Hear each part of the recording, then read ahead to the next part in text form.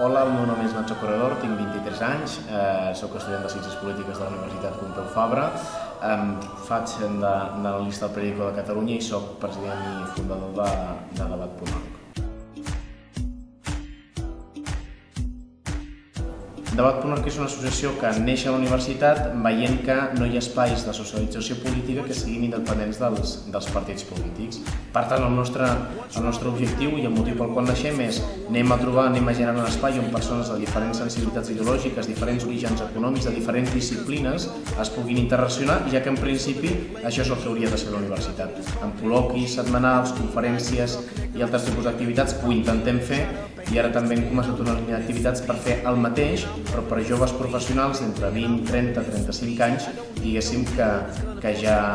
estan implicats en el seu entorn i que és interessant que es coneguin perquè el nostre país al final no és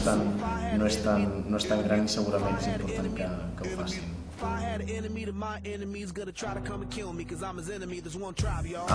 El president m'ha fet una frase per contestar això en relació a Catalunya, en aquest cas, que diu Catalunya serà allò que vulguin els seus ciutadans. Doncs jo podria dir, a una escala molt més micro, Debat.org serà allò que vulguin els seus ciutadans.